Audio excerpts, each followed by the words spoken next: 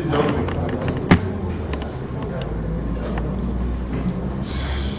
okay now.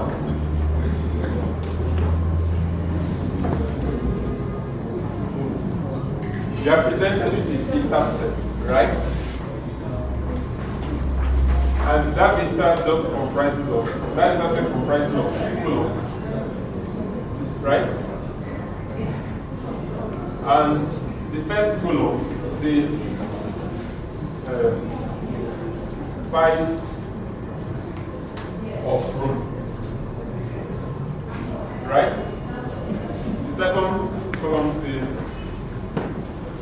house, price of house.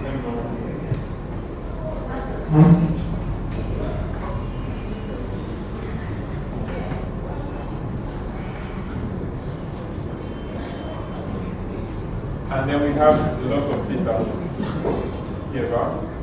So say this is in square feet, right? And this is in, so I don't deal with naira, right?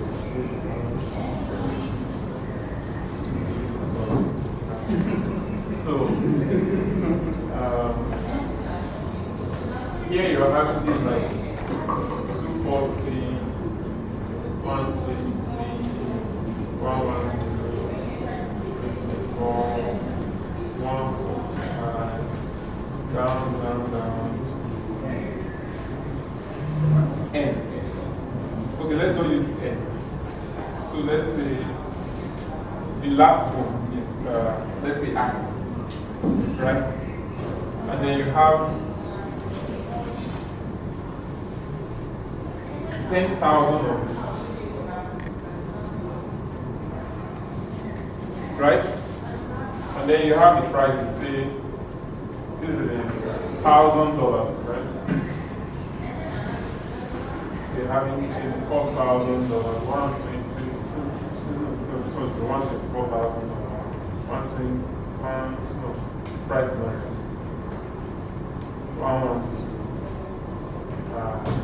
100, 24,000, 115, down to still high, right? What's the effect? What? And then I tell you that I want to predict. Now, giving a new data, right? Given the size of the room, I want you to be able to, okay, as a data scientist, as a machine learning person, and I come to you with this data and I tell you that I want you to, how do I,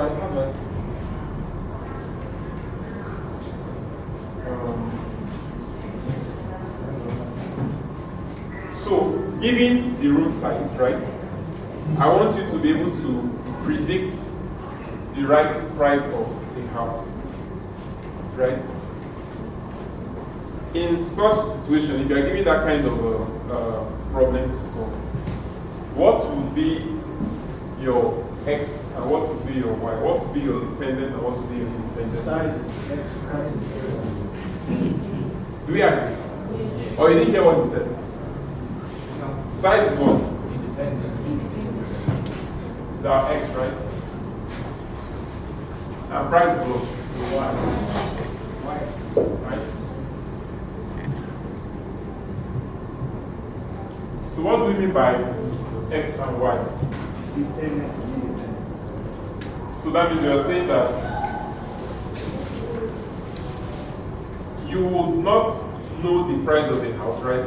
Until you have the price of X, right? So meaning you are supposed to build a model that when you bring in a value of X, right, you should be able to predict the value of Y. And since this is just a linear, we can use a linear model to solve it. I remember last week I was saying something like, which is a very simple one that we all know. Y is equal to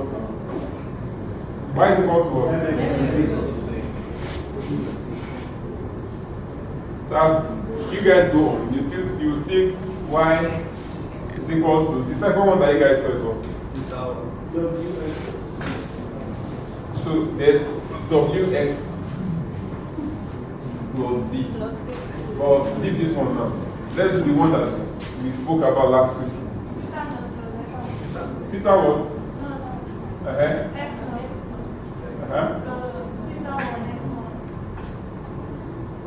Right? What is the value of x naught? We can't see. Okay, what's the value of x naught?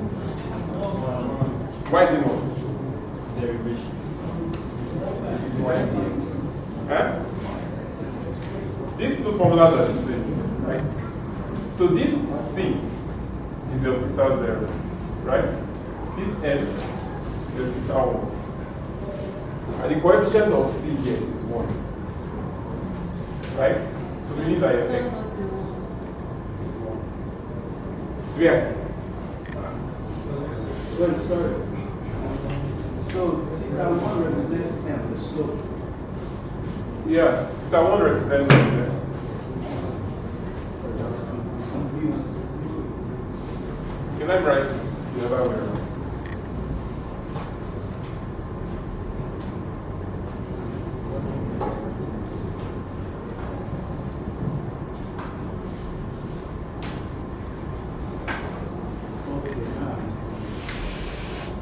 Do we agree? So meaning that for us to make this value, so now let's say this is one, right? Let's remove this first. Right? Meaning that for us to find the accurate value of y, right, we need to increase the value of what? X, and multiply by this value and this value which we do not know. Do we agree? If you don't understand, tell me. I'm saying I'm taking it slowly because the thing is, if you don't understand this very simple one, every other thing you'll be doing is just building on this. You get? And trust me, and every one of you have done this. There's nobody. I did it in primary school.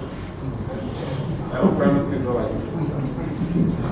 So, and I'll explain why I sound like I mean what I mean by you guys have actually done this.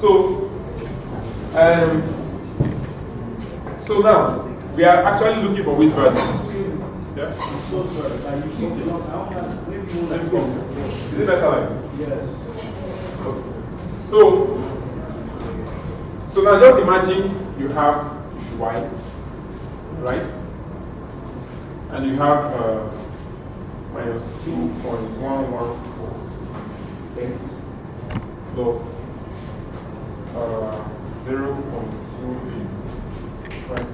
Now if this is your model, would you agree with me that if I put a value x here, I'll get a value y? Yes. Right? So meaning that what we need to find is what? This and this, right?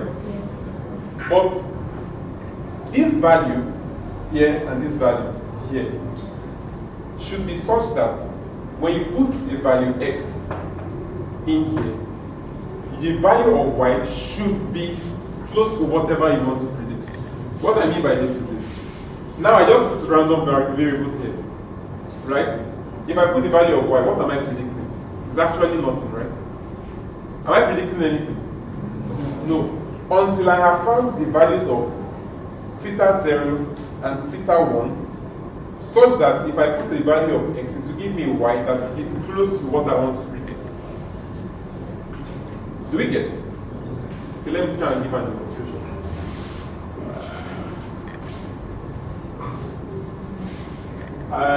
So now let's assume this is a very simple example.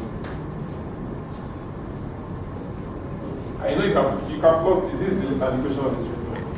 It's just one of this. But let's say this is y and this is. I'm still thinking how I'll do it in my head. So let's just break it goes back. So now let's say this is 1, this is 2, this is 3, right? Let's say this is 1, this is 2, this is 3. In secondary school, because if people did it in secondary school, let me just help you. What do you usually call these values in physics? Y-intercept. So now let's assume this y-intercept is 0. Where will it be on this graph? Right there. Here. So now let me say I have a model, a linear model, right? That goes like this. Such that at x equals to 1, y is equal to 1. At x equals to 2, y is equal to 2. At x equals to 2, y is equal to 2. Right? Now, what did I want to say? Okay, so now what will your model be like? Right? What will your model be like? Your model will just be y equals mx, right? But now you need to find a value of n, or a value of, in our case, theta 1, right? Such that if you make a prediction, if you bring in a new value of x, you'll be able to find the value of y, right? So now what do you think would be the value of theta 1 here? Why is it 1? The slope, exactly. So now, in your university, in your secondary school days, right? Remember then, your teacher will give you, should I go there? So the teacher will give you one graph like this, and then they just go. Am I right? And then what they told me, I don't know whether they told you guys. They told you guys to count the number of points to the count the number of points to the right. Then you now draw one line. Then they'll now tell you guys that you should you now do something like this. They now do y2 minus y1 over x2 minus x1 is equal to n. That's how you find your n. But in this case, that's not how you find it. It's the same. So now the thing is, there are a lot of errors that can be associated with this. You get? You are not validating your values of n to see whether it's actually predicting well. When I do is just let me check the answer. So now, but in our own case, we are going to be using numerical means, meaning that for every point on the data set, right, you are going to be making predictions with a randomly initialized value of theta 1 and theta 0. Do you get?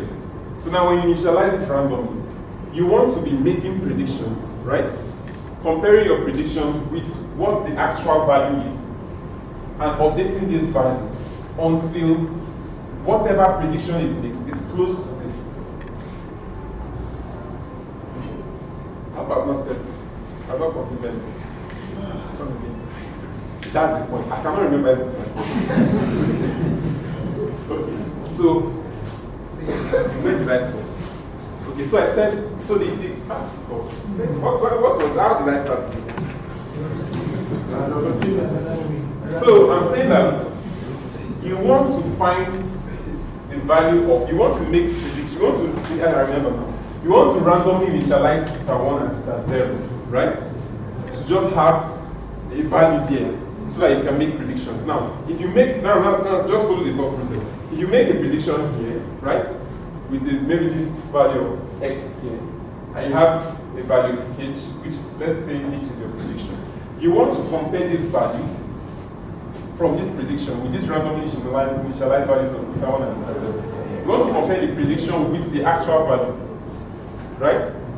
And then continuously update the value of theta based on the error that you have seen until this value of theta is going to give you a prediction that is close to this. Is it better? Yes. So you are just changing the x. No, you're not changing. You're changing the value of theta until whenever you put this value, any value of x, it should give you an approximate value of y.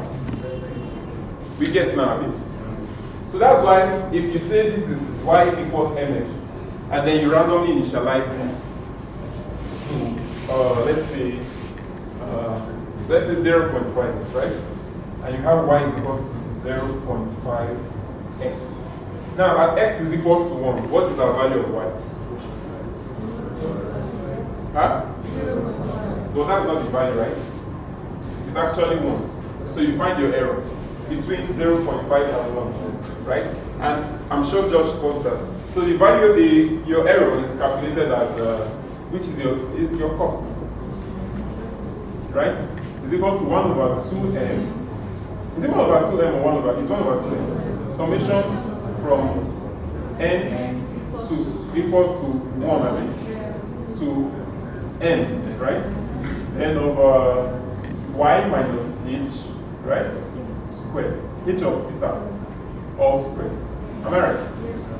So what you want to do is that for all your training examples, that's what I mean training examples, every single data point, you want to calculate the difference between the actual value and the predicted value, square them, add them all up together, and divide by 2m.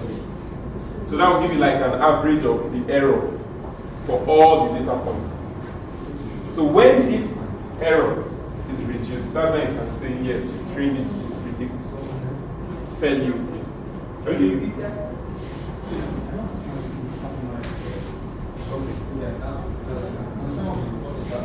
Okay, so what's the formula is saying?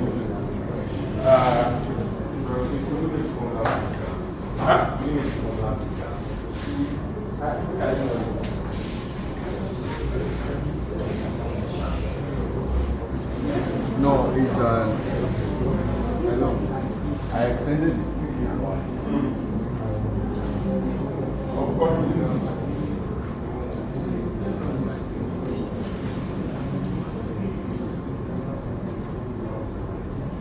Okay, so this is like this. Right?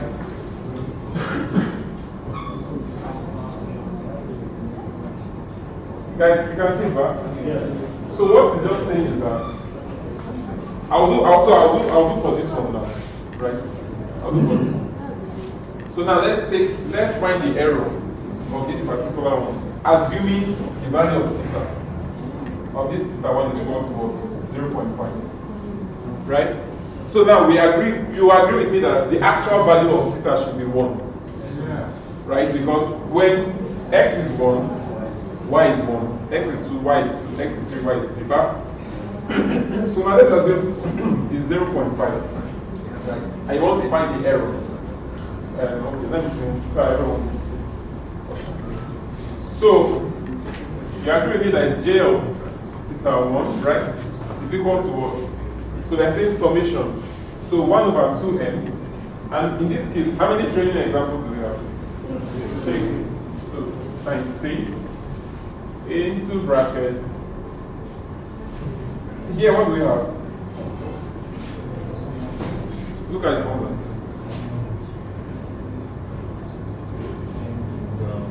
For 30 minutes already, and I've not even done it. So it's 1 minus 1. Yeah?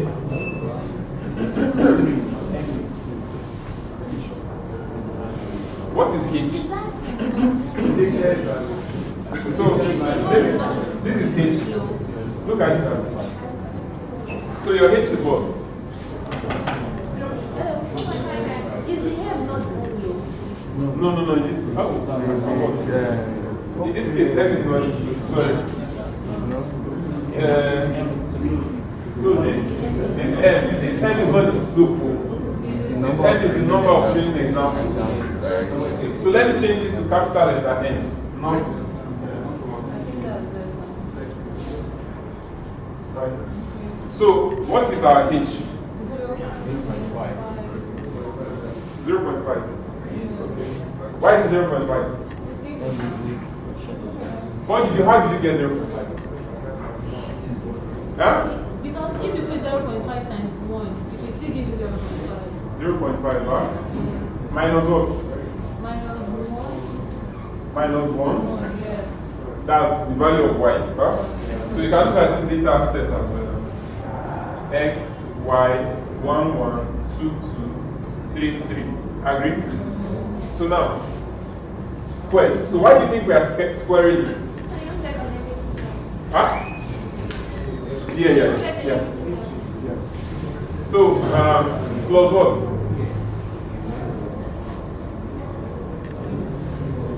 Yeah, I don't know much. It's plus 0.5 Now, Okay, the updated version of this Why is Okay, minus it's okay? H 0.5 minus Y. Yeah, the prediction. H, remember H is equal to what? Someone. Okay. 1 minus 2. That's true. Right? Yes, 1 minus 2. Square plus what? It will be 1.5 minus 3. Can we agree with this, but? Yes. So what do we have?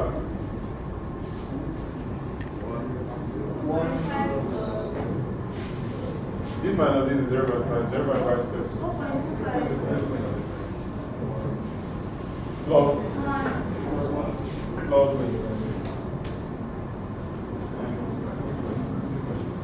Eh? I don't know math now.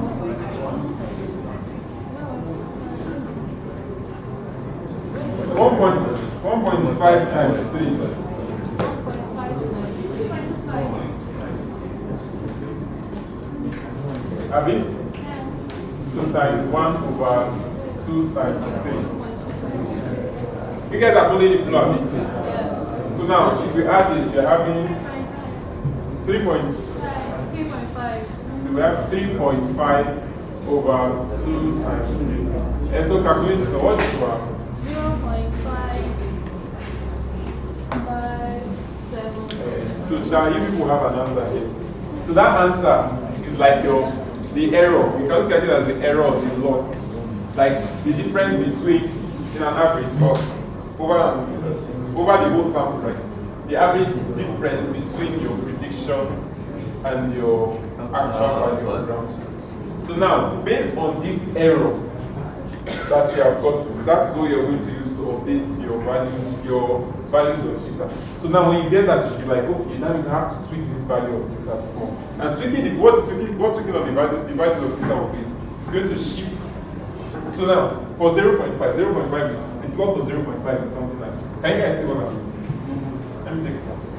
So the plot of 0.5 as your theta is something like this. Where this will give you what?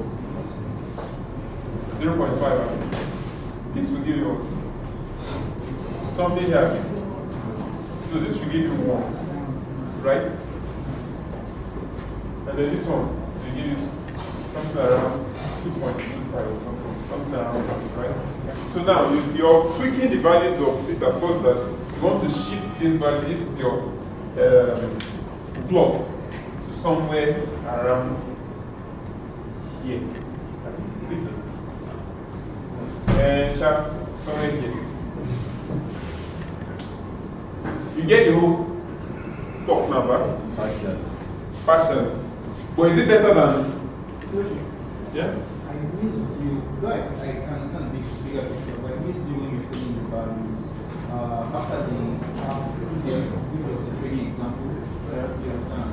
For the other part of the solution, yes, I didn't know how you can put it in the values. This one? Yes. No, this is just the.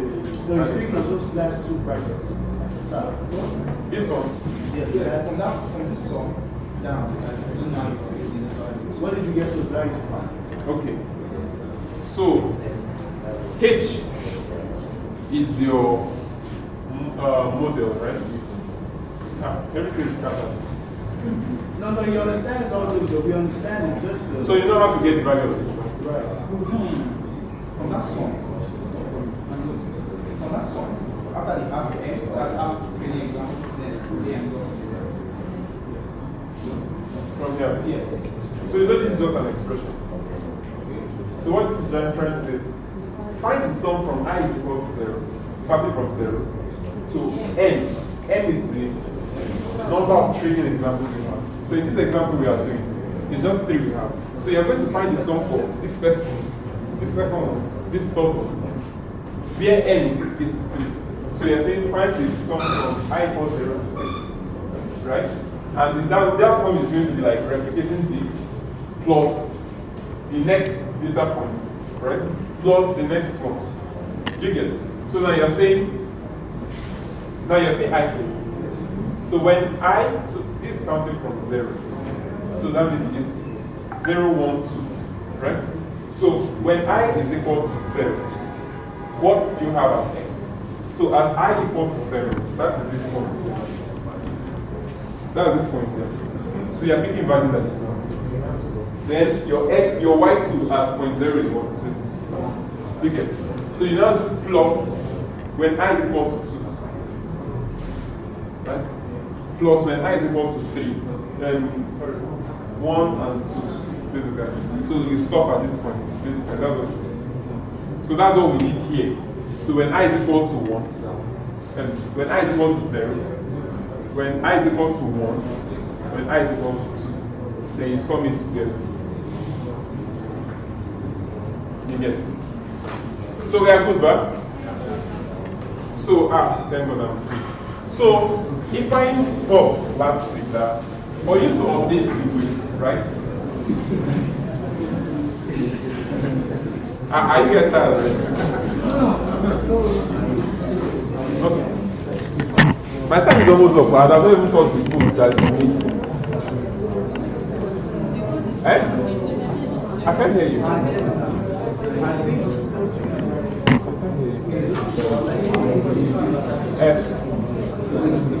How did I get 0.5? We just pick a random value. Yeah. So, how many of you guys tried the food? Because I'm not supposed to take so much time if you guys have tried it. And if you have not tried it, I'm so sorry.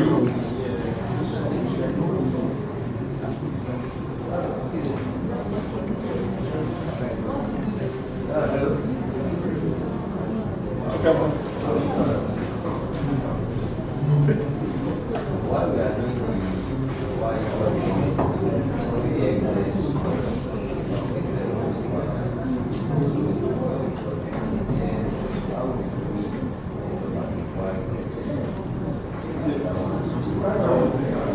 We assume that that 0 is at 0.0.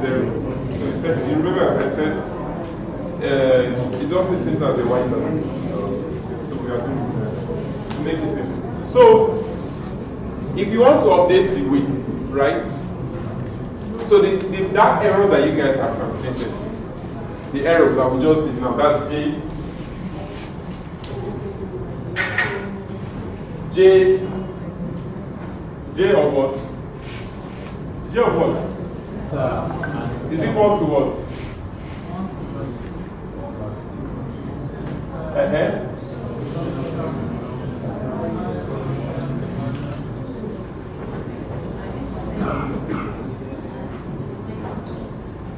Is it plus or minus?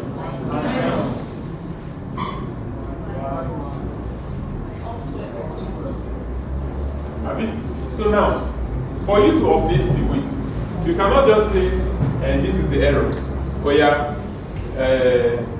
all the values in your theta, just minus this. No, you can't do that. For you to do that, for you to update your weight, you use this formula.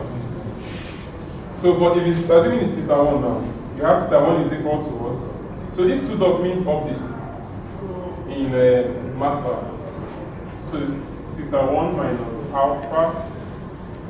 So now you find out that it's a function of, you are still making reference to this cost that you calculated, this error that you calculated, right?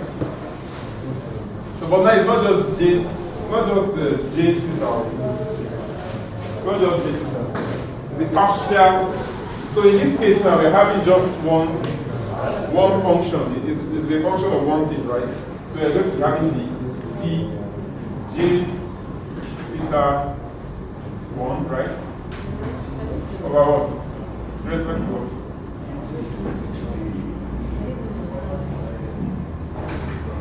Right? Yeah. So leave it as function actually. So this is how you update it. Right? So when you find the differential of this with respect to this, it will give you a small value by which you should subtract from your value of theta 1, right? Whatever you get after this, you should assign it to your theta 1. So that will become your new value of theta 1. Do you get?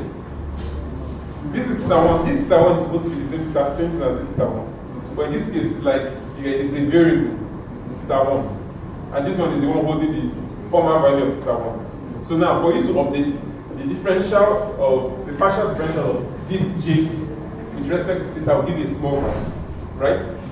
Once you subtract that small value by your theta 1, it could be additional, depending on what comes out from this. You could get the negative value from this, you could get the positive value from this. Whatever comes out of this is what you use to update this value of theta by either subtracting or adding it. Do you get what I'm trying to say? So, but now where this comes into place, you still have to have control of how much you update the value of theta. So, like, if I would have thought, if I taught you guys, I know I saw something like this, right? Who remembers the plot like this? So now, it was like, at this point, it's like a local minimum, right? So what it means by local minimum is that it is at this point that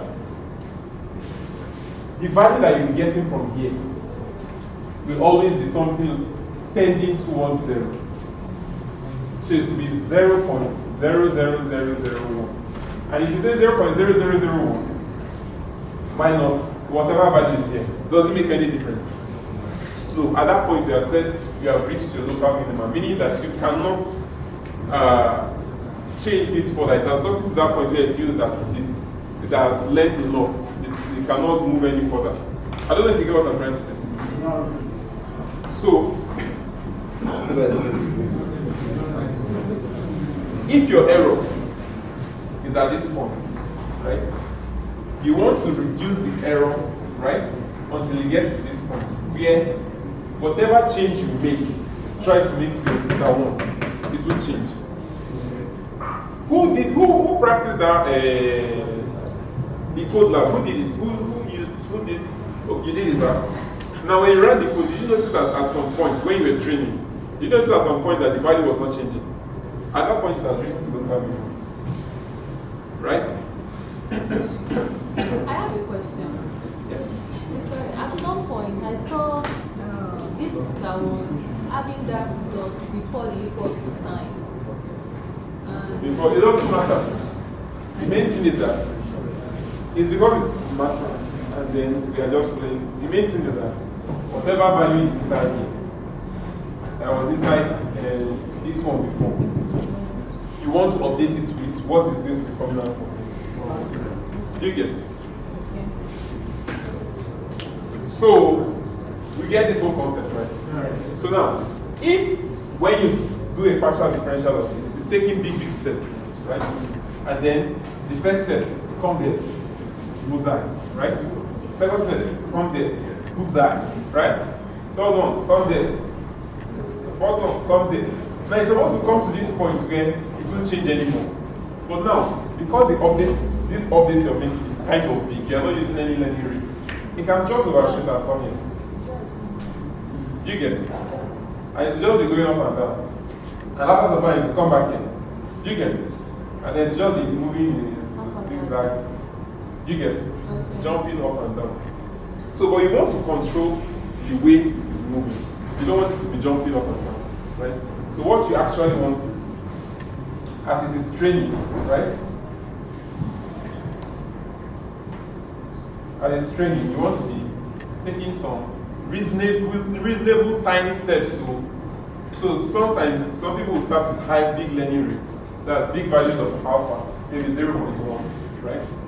And then taking some big steps, some big steps, some big steps. When they notice that they are getting closer to the local minimum, they reduce it to maybe 0.01 or 0. Something like that, or 0.01 or 0.001. So at this point, you're not taking tiny steps, right? Until it comes here. Then here, to just be stop at this point. Do you get it? At that point, you have gotten the local minimum, and then you can stop trading at that. So that's the essence of this alpha. Do you get the point now? Thank God. So now we can do that. I'm done. Okay. So there's no need for me to start from the beginning. Let me just go straight to the point.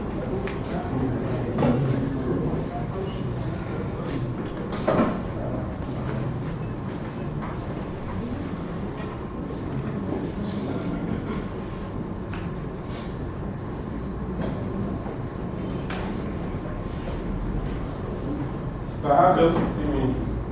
But since you guys have done the code already, it's very simple. This is all we're supposed to do today.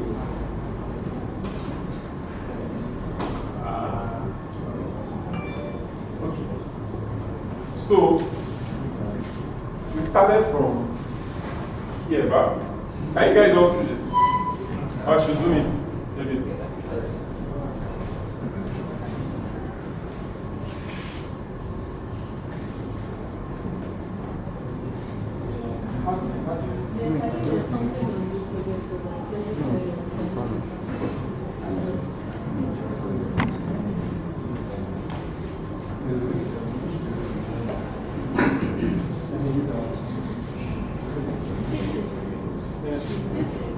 Yeah.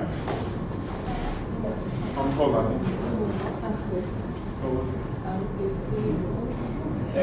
She is not.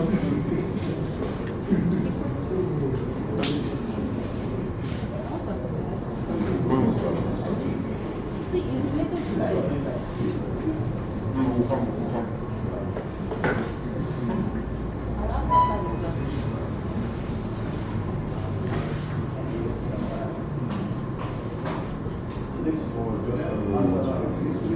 Please, I'm not running. They run.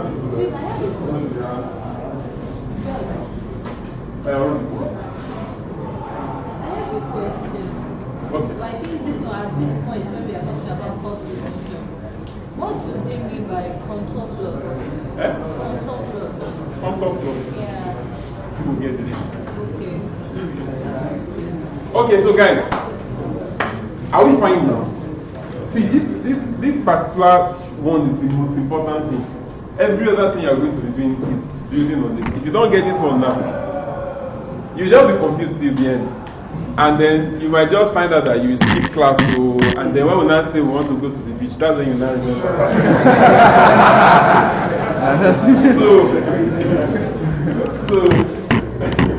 So if you guys remember, this was the first thing we did. So what was the problem before? So now the problem is, you are the CEO. Okay, no, you are not the CEO. Okay, are you the CEO? Okay, suppose you are the CEO of a restaurant franchise, right? And are considering different cities for opening a new outlet. The chain already has trucks and various cities, and you have data for profit and population from the city. You would like to use this data to help you select which city to expand to next. You understand the problem, right? You don't understand the problem? Yeah. Okay, so now, what are we trying to predict here? What to expand to, right?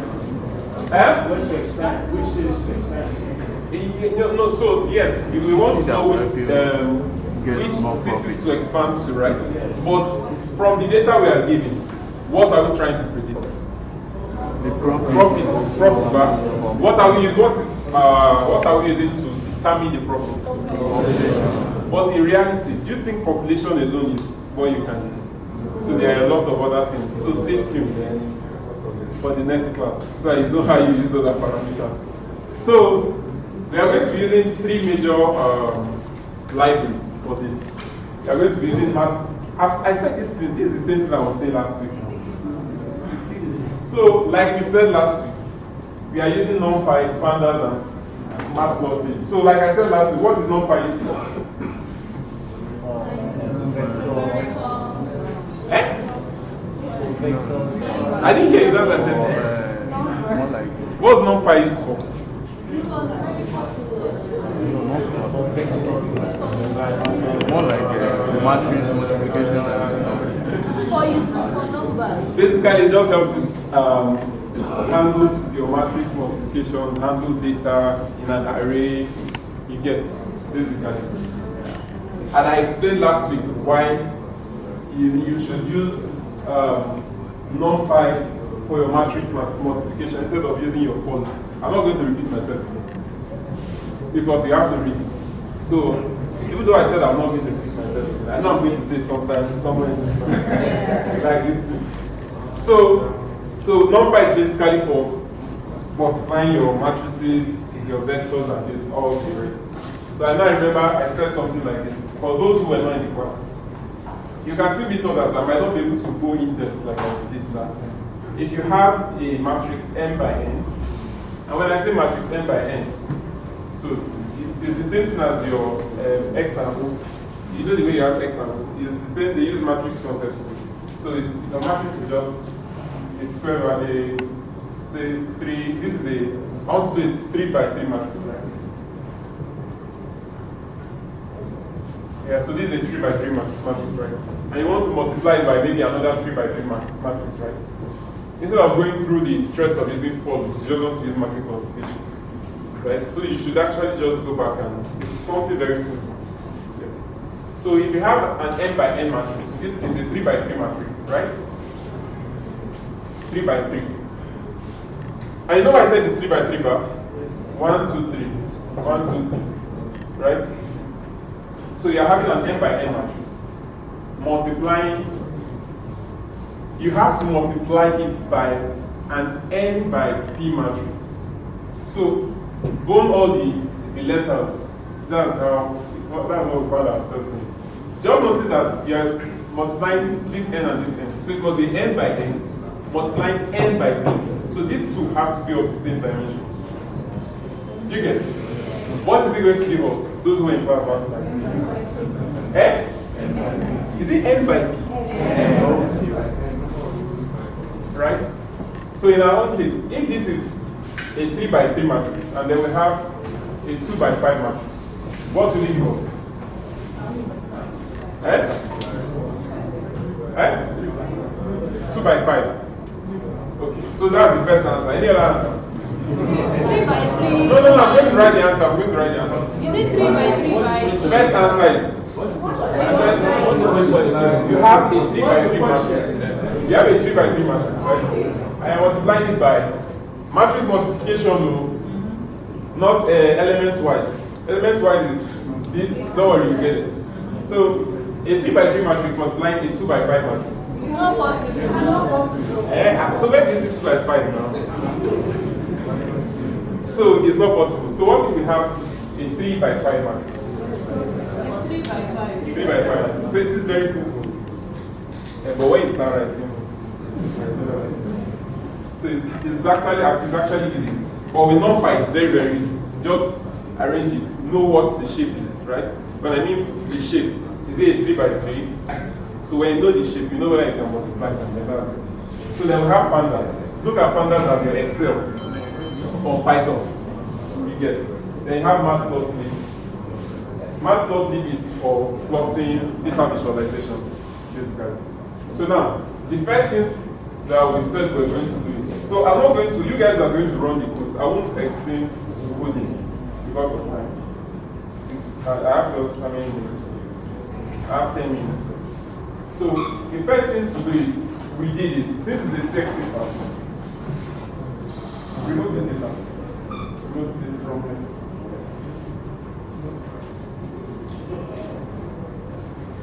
So that was a bug that you guys were supposed to fix last week. But I thought. So now, the first thing is identify the columns, right? The column 0 is your population, column 1 is your profits, right? And then import it. Use pandas. Remember this, you have PD here. If you go up, you see that what I wrote is import pandas as PD. So anyway you see PD, it means pandas, right? So I imported, I said PD.read CV, right? In the CSV stuff, as the CSV, in the CSV format. Then I located the data itself. So I got that error because I didn't put the right location, right? and then I passed in the names of the columns. So then I assigned the whole thing to data. So, George, sorry. So I want us to see what the data looks like. So please do data.net. Right? Okay, there. Okay, so we'll get there. So now, the next thing is this is just for us to know what is inside the data. We have not started doing all the mathematics and everything. So now we want to know what is the number of training examples that we have in the data, and how many features do we have, or how many columns do we have for now. Right? So now, how many training examples do we have? 97. So I hear it.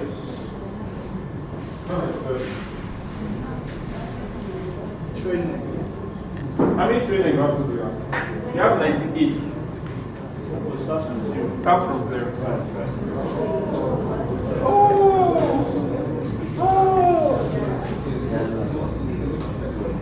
By here, it's 97. It's 97. So you think it counts from 0? If you counted from 0, right, it will be 96. And how did I do? See, this one is 2. How many columns do we have? It's still 2, so it's counting it right. It already understands that. Don't worry. So it's 97, guys. So now, walk. So this is that. Okay, come down. So now, sample. When you do data.sample and then you put 5, it means bring out 5 random samples. Do you get it? Of course, you guys should have done it. So each time you run this, it will give you a different data, 5 different data. Then, if you do data.here, it brings the first 5 samples, right? And then when you do data.still 5, it brings the last 5 samples. Right? So now, maybe George will come and explain all this. Okay, he said his assignment. Yeah. So the thing is, the thing is, he says it's an assignment, right? So, this particular thing that he has done here, is something that you should know how to do. You're going to be using it in every other data set that we are going to come and account for, right? Not everything, but at least for the next 3 lectures, we'll be using this. You'll be doing this stuff. You get to understand what is inside the data. How do they correlate? So in this case, let me just talk about this correlation. This correlation plot is trying to say how well does the population relate to the profit. Do you get it? Now you don't understand what I'm saying. Now let me give you an example. I have taken time. Okay, so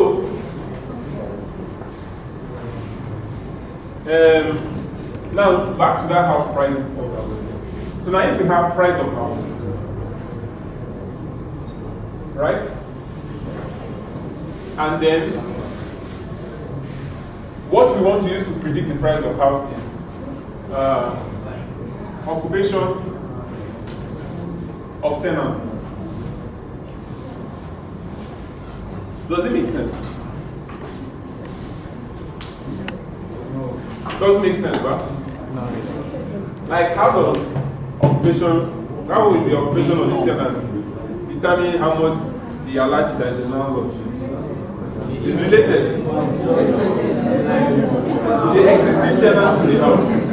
No. Because it's students that are renting houses.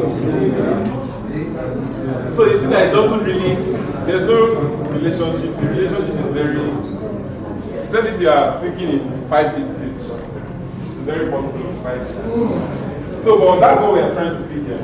How well does the population of the city relate to the profit of that city? Right? Of course, population is going to be highly correlated with population. Population. We have one. It's the same data. They are the same thing. Profit, you have one. Now if you see population profit, you have 0.837. It's a very, very high correlation, meaning that you can use it for the data. But in some cases, you see 0.000001. If you see something like that, just delete it. There's no, you don't need to use it for anything. So what this means is that you don't, if you have data, you don't just jump. I want to train. It's going to predict. You see 30% accurate. You get it. So you guys will explore the other ones. So it's one is good, right? Huh? One is good, but you will not see one. It's except if you are finding correlation between the same data. But there's one that Yeah, one, Abi. It's population against population and profit against profit. They are the same thing, so they have to be one. Can you explain the section of covariance? And it's assignment. Okay. Even this box, histogram, everything is assignment. Let's do it.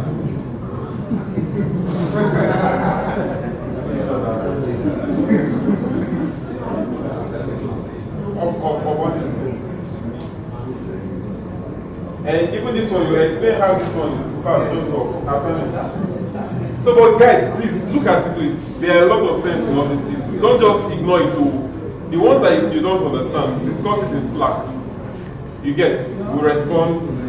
Some guys who understand it will explain. Just the same way someone was able to find that box. You get, even though I don't know where she used it. Okay, so now, I'm doing this. So now, we have to pick our data, right? We have to bring our x out of that data and put it in x, in a variable called x, and pick our y and put it in a variable called y. Do you get? So now, remember that we said that the first column is what? Population, bar, and that is our x. We agree, right? So when you say data.shape, okay, now so data.shape 0 is like picking how many data points do we have in the first column. So that's like the rows. No, not in the first column. How many data do we have all through in the rows? How many values are in the row? And we said it's what? 7.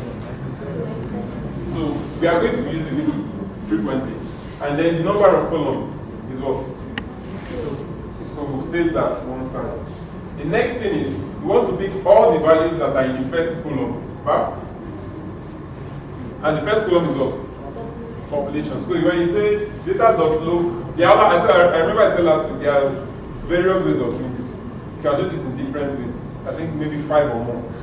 So when you say data.look, this 2 dot means all data. Now it is here because we are talking about the row. So all the data in the row for the population column, we want to pick everything and save it in X. Do you get it? So if you have values here, you want to pick everything inside here and just have it as 1, right? And save it in that a value called X, right? That's the X we want to use to make the change. And then you should reshape this to an n by 1. So it has to be a 97 by 1 matrix. A vector, sorry, not this matrix. It's because it's 1. 97 by 1. Do we get it? Okay. Yeah. No, not all it is. So you have Python will give you 97 comma. If you run it, so run this, run only this, and check the shape of okay, comment this one out.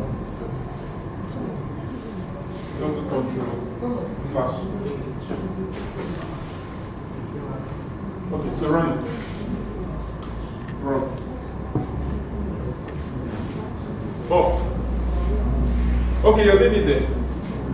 Okay, so see. 97 by command. So you can't do any matrix multiplication with this. You get it?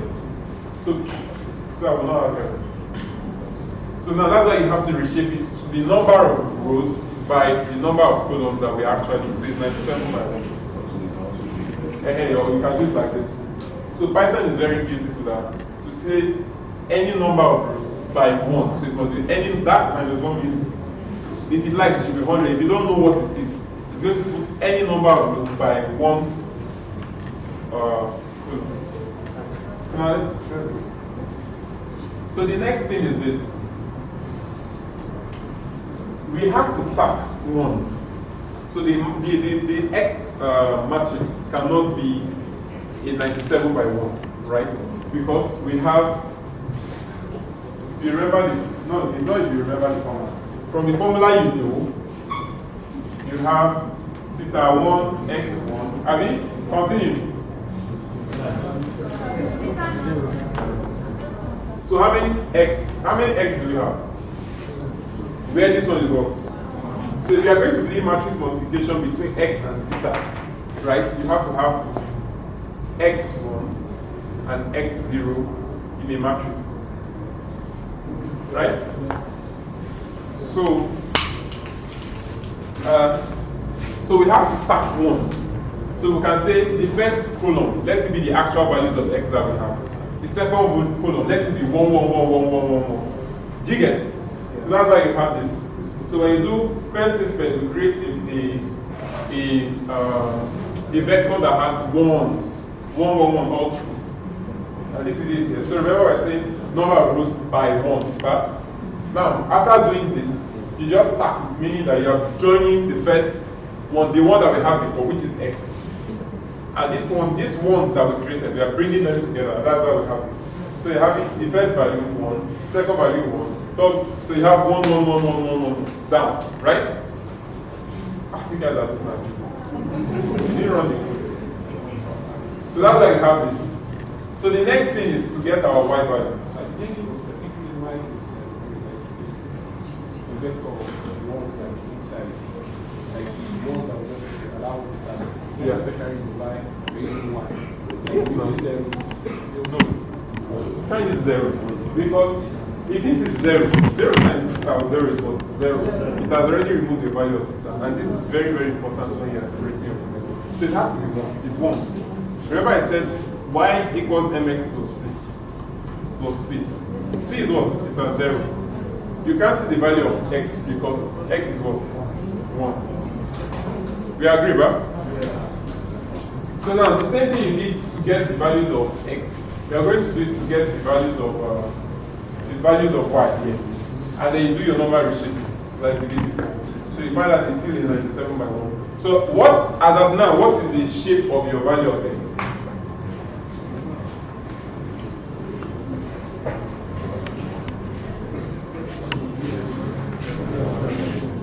Okay, time has come. Guys, so what is the shape of your value of x? Quickly.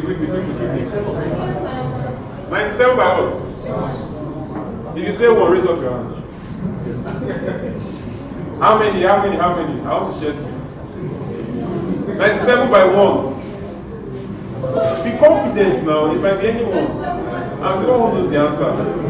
97 by 1, raise up your hand. Okay. 10 naira, 20 naira. Okay, that's how much I'll spend.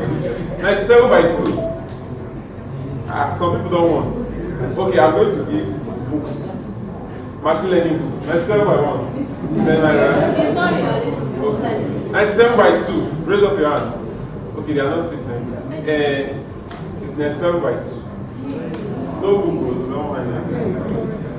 So it's 97 by 2 because we already stacked ones. You get it? It was 97 by 1, quite alright. But we have to add a vector of 1 to it. So now it's 97 by 2. You get it? So now,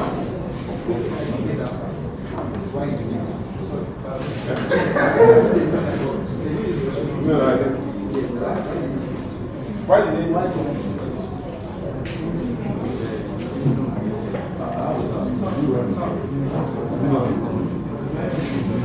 So,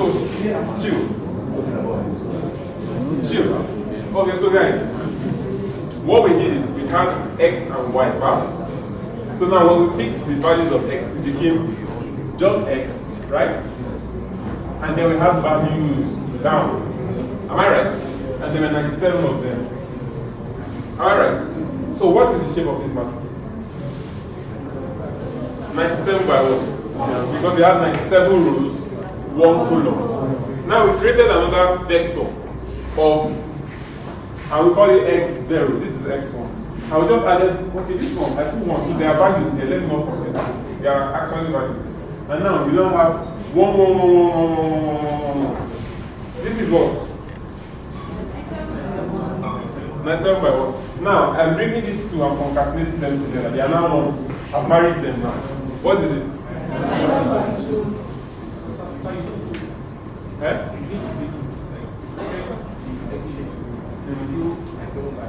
It can never be 97. For the x, no, go. Check the shape of. Go. Check the shape of x underscore star.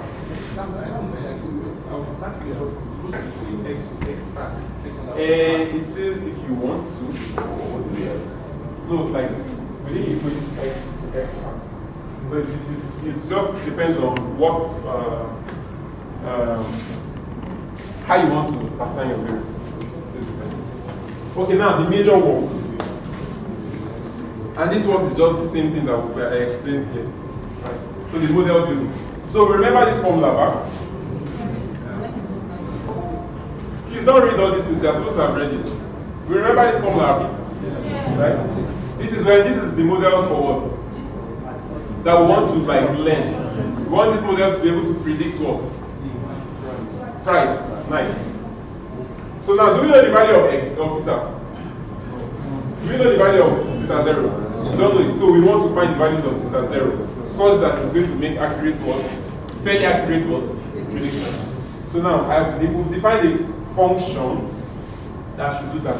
And this function follows the same thought process that we did here. The same thing.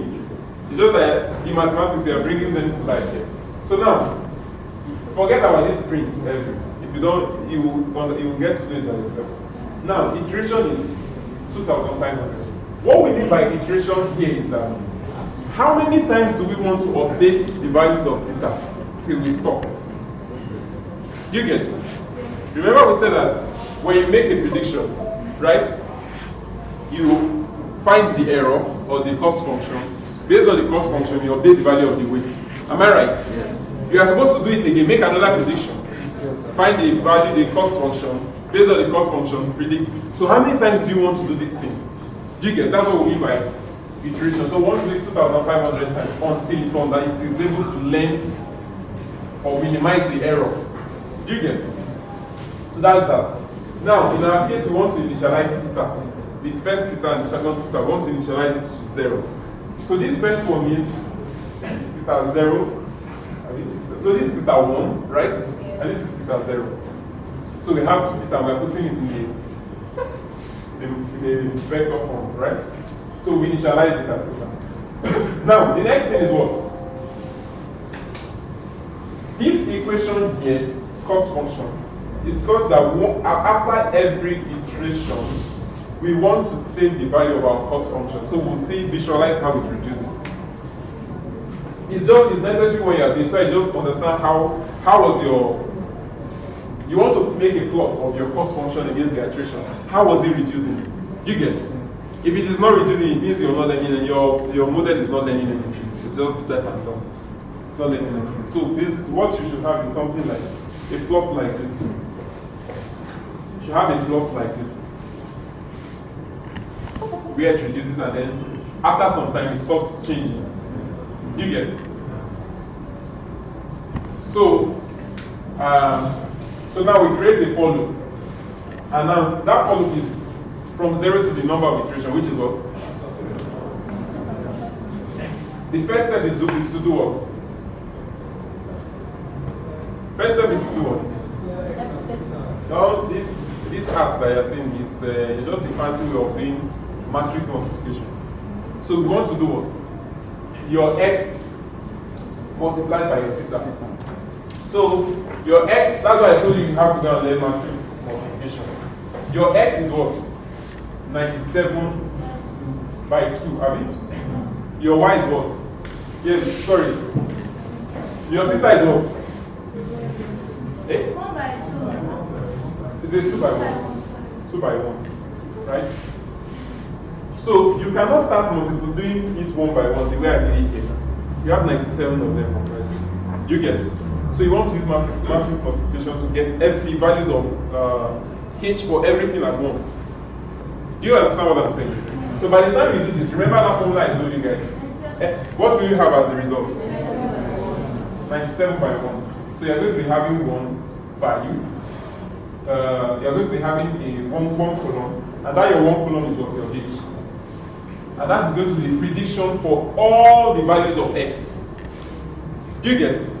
So now once you have the prediction for all the values of x, you cannot say for each of the predictions that you have, what is the error between it and the values of y. Remember your y is also 97 by 1. So it's just as good as saying in your mind, the first one, 97, the value of x in the first data point minus the value of h. How far apart is it? Do you get? That's like in your mind, the error. You understand? Then you do for the next one. But that's where the cost function equation. So it gives us an average error for all the data sets in one value, not for each of them. Do you get? So now we get the value of h back, right? Now this is where we do our update step. So now we want to update the weight. Of course, if you get the value of h, the next thing you want to do is update the weight. Remember I told you that this cost function is embedded inside this update formula. Do you remember when I said that? The cost function is in that update formula. It is, don't worry, I'll use it then. So it's inside here. So go on. It's still inside here. But the only reason why we are doing this here is because we want to save the cost function. We want to save each value of the cost function after each iteration so that we can plot, like I said before. That's why we are doing this here. And then this is just to print. So now, all these things are just functions. This update weight is a function that is written or we've written already. This cost is a function that we've written already, right? Which we are going to see in this. Just. So now let's now see what happens inside this update weight and inside this cost. Now, for the cost, so go. How to this formula? So when I say, this is the cost. So remember, this is the formula for the cost, right? You will agree with me that this is the formula. Is this the formula? So what is happening here is I'm passing in the value of x and theta, and I'm just recalculating the value of h. You can actually use the value of h that we have calculated before, but I just want to recalculate it here. There's no biggie to that. And then calculate the loss, basically. Right? And this is the formula that is here, that was above, which we already defined here. This minus this plus this minus this square plus this minus this square. Sorry, bro. George. Sorry. So, no, yeah. So, I want to go. I want the formula to show again. So, are you guys really sure that this formula here is the same as this formula here? No. Is it the same?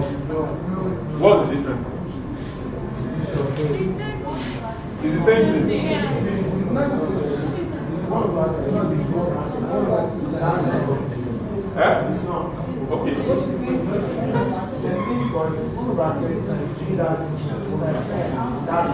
Exactly. So this was the bug that I asked you guys to find last week. You see, people can also. This is 2 times n, but here what you are doing is n over 2. Do you get? Please everything is just the bracket. Oh, don't worry. Okay.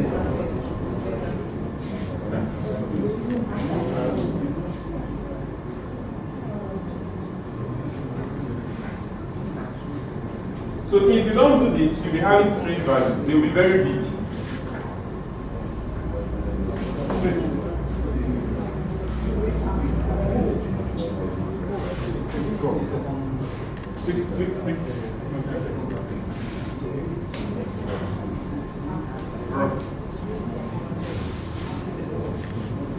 Okay, so now you see that that's where the bug was. They get some big values. Those big values are not right. So next thing is this, the updates, the most important step, how you update your weight. So now remember this formula. This is the weight update. So that same cost function, this is the differential here. So we are making reference to that cost function itself. But in this case, the cost function, this differential thing here, has been reduced to the normal one that you people understand. Right? So this is actually the formula. So it is the same thing that you know before, but this time around you're not having 2 here. You get? And then you're saying times x. And just prove this thing in the last class, Abi. So go on. So now, our update is what? We need a value for alpha. Right? So we say we want to take tiny, tiny steps. Do we agree? So we'll see what happens when we use 0.1, 0.1, and 0.01, and you see how it reduces, right? So we are using an alpha of 0.01, and then this is the formula, right? Now we can train. So now for us to train, all we just need to do is pass in the value of x. And remember, now we didn't say x, we said x star, because we are saying it as x star. So we are passing the value of x star and y. And now you notice how it reduces. The first error was what? So 27. That's very large, but now it's not for one of the points, for everything. So now you see how it reduces down to 5.6, 5.5, 5.4, 5.2, 5. Down to, scroll down. I'm sure it will get to the point where it's all achieved. I did the right answer. So it actually should get to a point where it does not change anymore.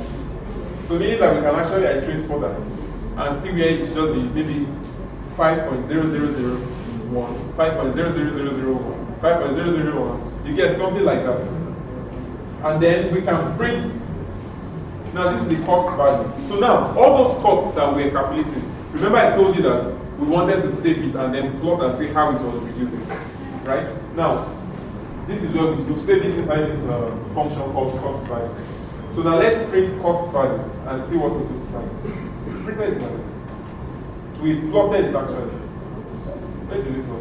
Okay, we plotted it here. So now that's one. We are going to plot it and see what it looks like. 2, the value of what? The value of theta 1 and theta 2 such that if we bring in a new value of theta x, it will give us a approximately correct or a close value in the sheets. So now, the value of theta 0 and theta 1 that will give us a good prediction of y is these 2 values. So now you cannot just come and pick one random value and say I want to predict. Now these 2 values, if you change it, it's not going to predict well again. It must be these 2 values. Do you get it? So meaning that now we have an equation what? H is equal to what? 0.9385 something back times x, right? Let me see. Let me write what I do. Times x plus, okay, it's not plus now, it's minus 1.3626 something. If you bring a value of x and put inside here, and you say you want to predict that x is population, and you now want to predict the profit, not price, profit. It will give you a fairly accurate answer, something close to the actual value, right? So now you can say you trained it. And this is the plot I was talking about. So now you notice that it started from somewhere around 24. This was where the error started from. See how it reduces until this point where you get it. So now, sorry, I'm stressing you. So go up, change that error to change the iteration to 500.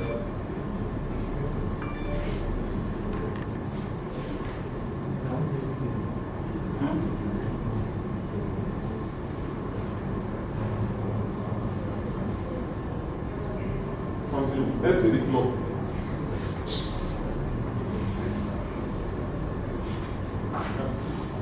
So see how the plot changes. In as much as it's not sure what I want you guys to see, or if you are not trained well, you just have something like like this. Do you get? Meaning that you can still go for like, you can still reduce a bit. It's when you don't have something like this where it doesn't change anymore. That's when you see that it has actually got into its local image. So let's try it.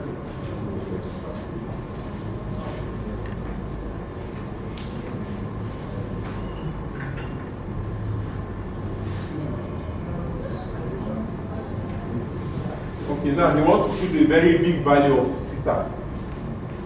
Meaning that he's not giving it something close to what the answer should be. Just give you one very big value. You find out that it will be finding it hard to get, except if the model is good enough.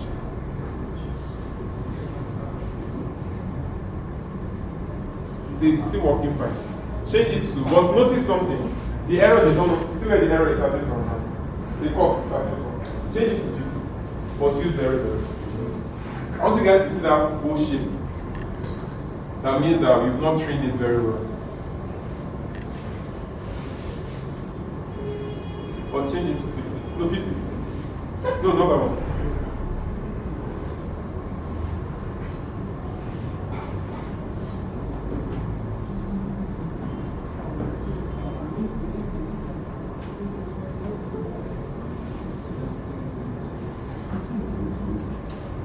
No, okay. Come here. Just come here. Okay, now see. Right? Meaning that you can still go further. You get? Although this one too is trying. It's still trying though. You get? So see, it just reduce. It was reducing very well again, but at this point now it's now like, I think I'm getting close. I think I'm getting close. You get? Do you guys get the concept? Yeah. Okay, so now let's change. I don't like wrong answer. Let's change it back to 2 Sorry. I don't like wrong. Yeah. My name is Kenichi, it's not far.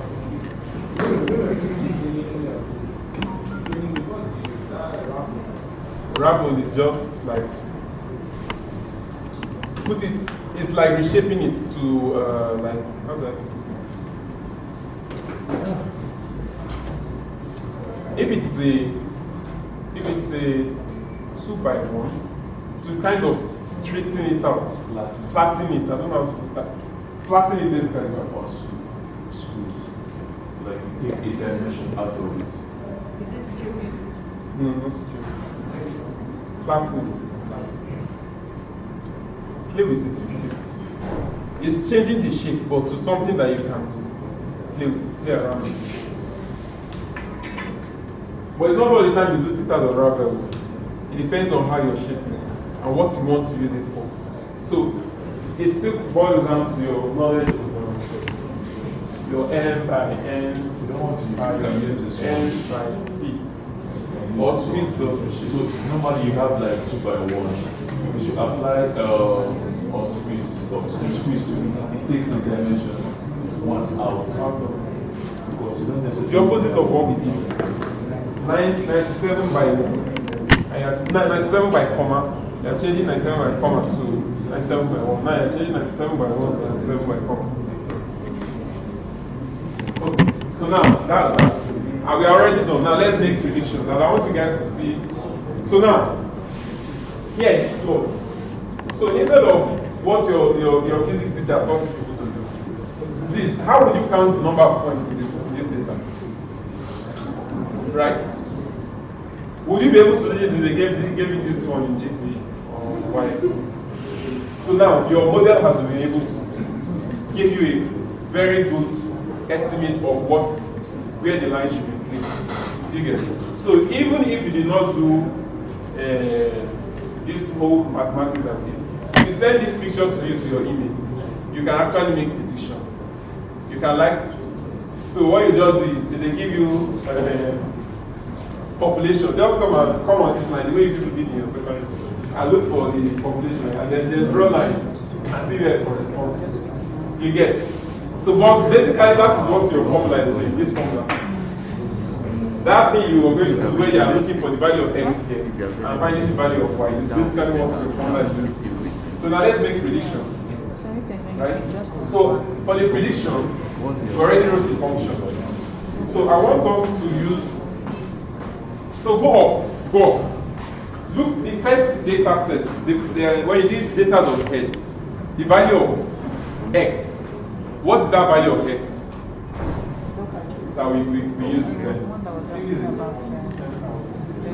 What's the value of x? Eh? 6.11. Wow. 6.1.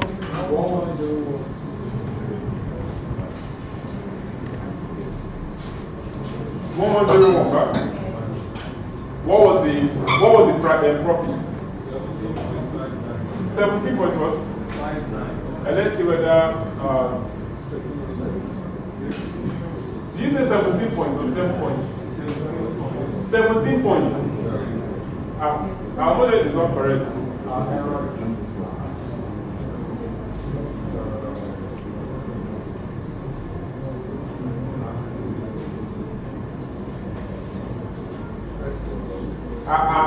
Wait. 17 points. Seriously? Okay, let's check the second one. 5 points first. 5?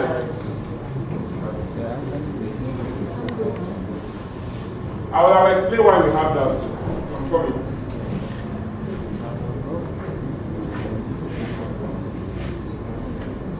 Where will we make the prediction? Okay. Okay, so the second one, what do we have? 5.277, right? 5.5. Is it 5.27? What's the 5.27. X is what? 5.5. 5.527. Right? What was the value? What was the profit? Is it close?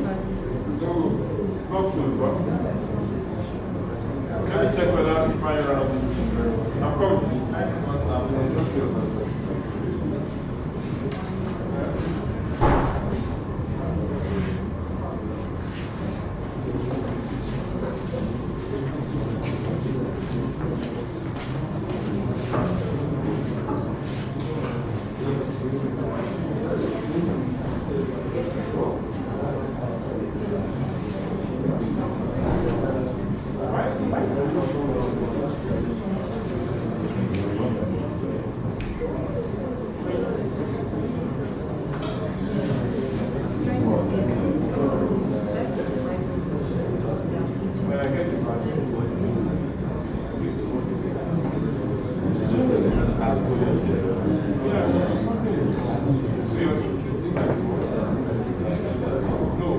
Something is wrong there.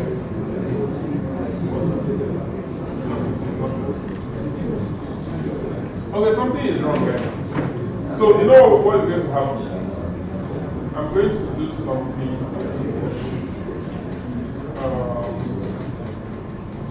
The input. I don't know why. And some people use this code though, and they were like, it's one point. Maybe they don't understand what the error is. I can leave it as a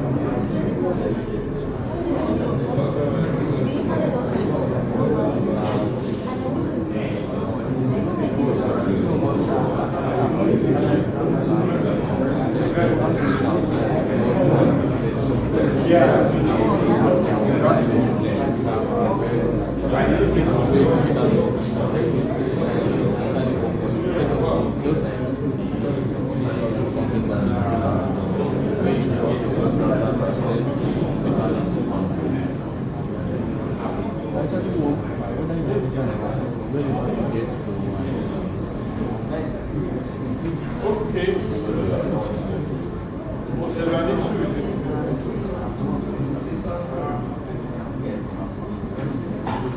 Okay, guys.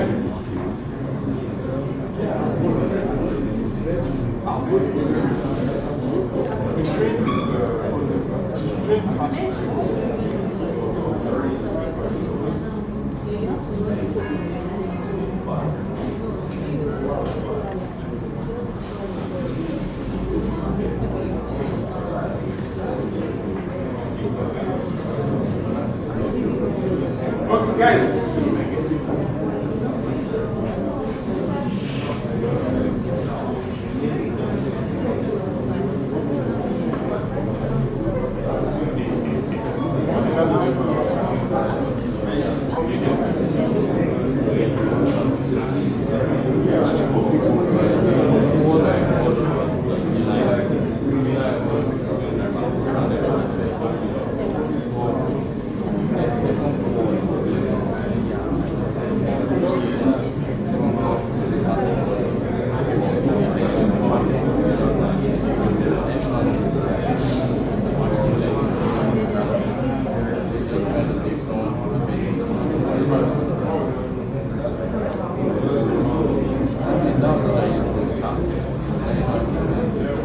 Okay, see guys.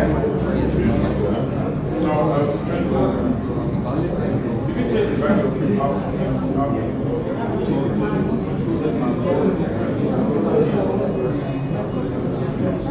okay, guys.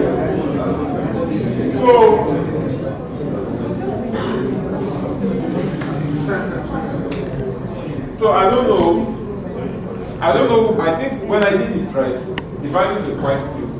So the values will never be exactly what it is. It's going to be always going to be something close. Don't fall down.